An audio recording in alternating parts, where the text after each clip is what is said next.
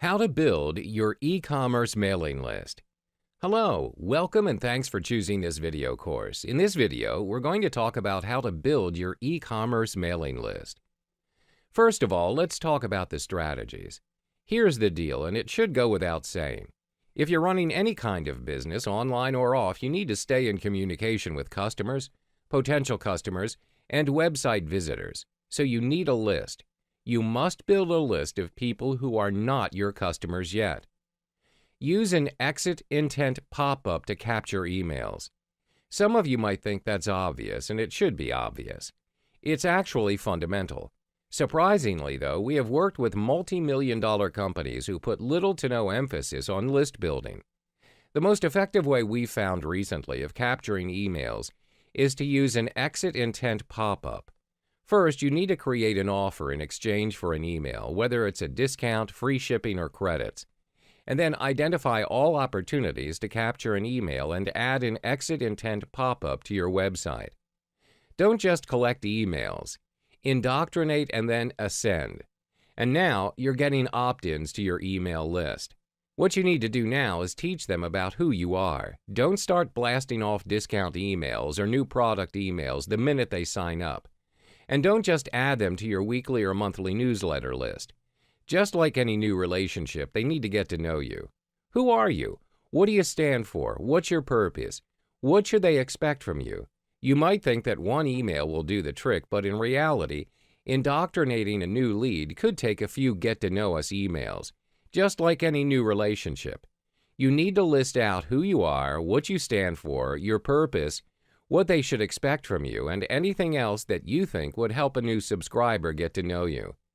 Create 1 to 2 autoresponder emails within your email service provider that explains what you just wrote down in a bit more detail. Next, create an email that ascends them to the next level, engagement. Ask them to engage with you. That could be responding to an email, liking your Facebook page, following you on Twitter, or provide them with an offer and ask them to buy. Avoid display errors. If your recipient opens your email, the last thing that you want is for display issues to cause any professional impression to evaporate. To guarantee flawless display in all current email programs, you should definitely test your newsletter before dispatching it. Professional newsletter software offers pre-tested templates that you can use without having to worry about display. Securing content display. Preview windows in email programs are limited in size. Therefore, it is important to make sure that your newsletter does not exceed 600 px in width. Otherwise, your recipient will be forced to scroll across laterally to reach all of the content. You should also ask the recipient to allow the images in the newsletter to be displayed. Did you know that 74.4% of consumers expect a welcome email when they subscribe to a company's emailing list? As a result of this expectation, subscribers who receive a welcome email show on average 33% higher engagement than subscribers who don't receive a welcome email.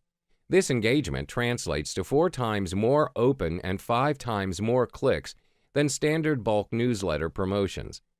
Ultimately, this means that welcome emails see more than 3 times the transactions and revenue per email compared with regular promotions. The welcome email has several components that make it effective. Let's look at each one separately. Before you do anything else, say hi to them. Welcome them to the family. You can do this by saying welcome or hi. After you have welcomed them, it's time to begin the brand indoctrination process. There is no perfect way to do this. You can do it by listing a few bullet points on what makes you special, or by adding a few sentences or a paragraph of copy on the same thing. Once you've told them what makes you different, you need to explain what they should expect from your emails.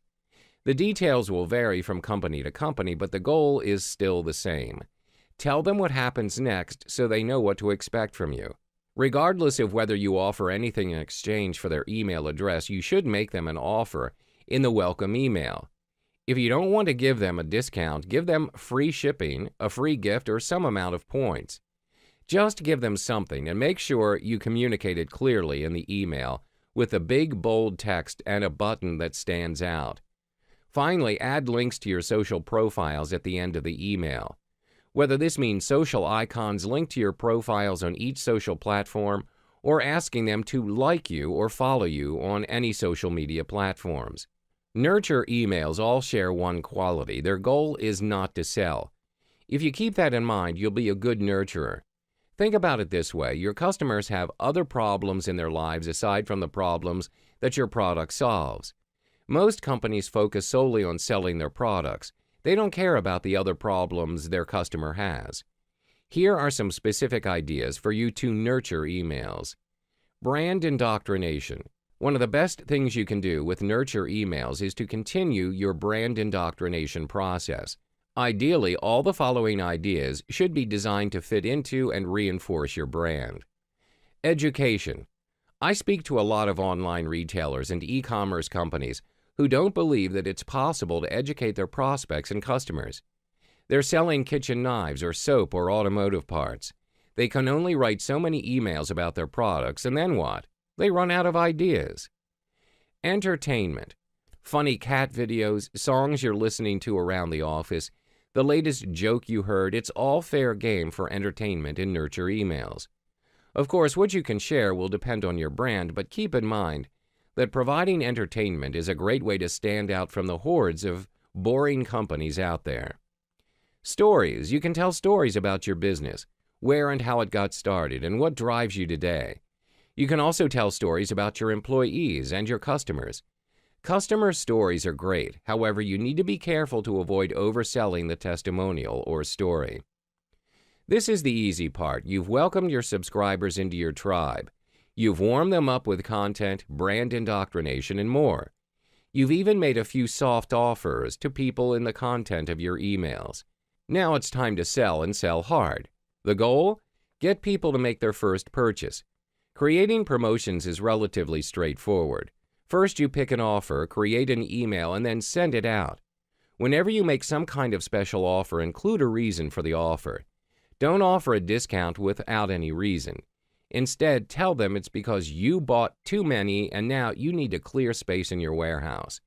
And if you offered an incentive for this sign-up, your welcome email will contain the coupon code and a big, bright, shiny button for purchase. It's amazing how many stores overlook their customer base as a fantastic source of sales and revenue. Did you know that it's 10 times more expensive to acquire a new customer than it is to sell something to an existing one? In this section, we're talking about transactional emails, and we'll talk about just how you can use these as an opportunity to sell to your existing customers.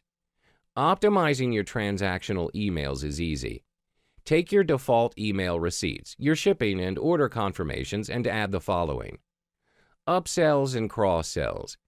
Add upsells and cross-sells for other products you sell.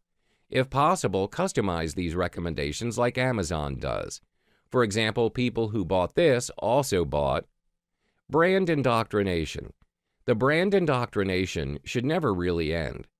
Every moment you have your customer's attention is another moment to reinforce your brand's message and what makes you different. Benefits. Free shipping. Your return policy, how and where you get in contact with support. Never stop selling people on the benefits of doing business with you. According to the Baymard Institute, an independent web research company, 67% of online shopping carts are abandoned. This means online retailers lost as much as $4 trillion to cart abandonment in 2015, says Business Insider. Cart abandonment is a big problem for online retailers and e-commerce stores. So what should you do to overcome this problem? Don't use the default cart abandonment email that comes with your email commerce platform or email marketing provider.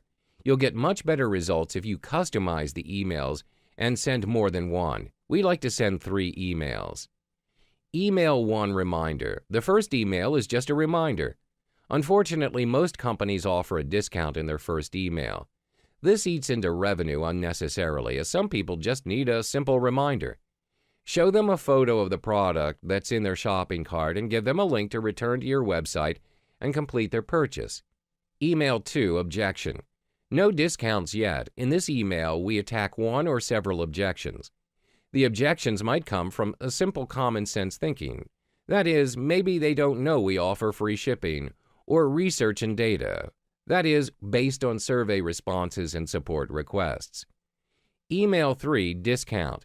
If they haven't bought yet after an email reminder and an email about why you're awesome, maybe they're just price sensitive and a discount would push them over the edge. Now someone has purchased, maybe for the first time. This is an important moment. If you get this right, your new customer will stay for life. Get it wrong and you'll be another shoddy company your company avoids forever. Here's what you should do. Welcome. The first thing you want to do when someone purchases for the first time is welcome them into your family. Just like the welcome email for new subscribers. This email is designed to welcome them, explain what's next, and continue the brand indoctrination process. Brand indoctrination. Never stop selling. Continue the brand indoctrination process in the welcome email and in every other email you send. You should make it a priority. Always be subtly reminding people about what makes you special and why they made a good decision in purchasing from you. Nurture. You should never stop nurturing your customers either. Remember, it's 10 times more expensive to acquire a new customer than it is to sell to someone who has bought before. Continue sending emails with the primary goal of helping them. Surveys and product reviews. Your customers will provide you with a wealth of insights about your products, your marketing, and your operations if only you ask them.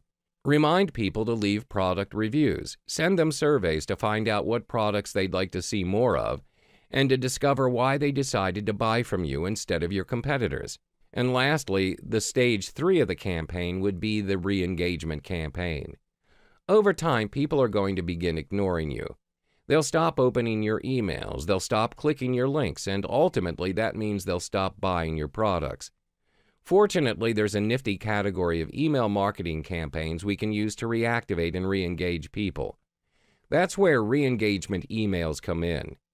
The idea with re-engagement campaigns is simple. Set up strategic email marketing campaigns to go out to people who haven't opened or clicked an email in 60 days. We can also target people who haven't bought products within a specific time period. Once you've chosen your segment, use one or all of the following ideas to reactivate and re-engage. Send surveys. Find out why they've stopped buying or responding.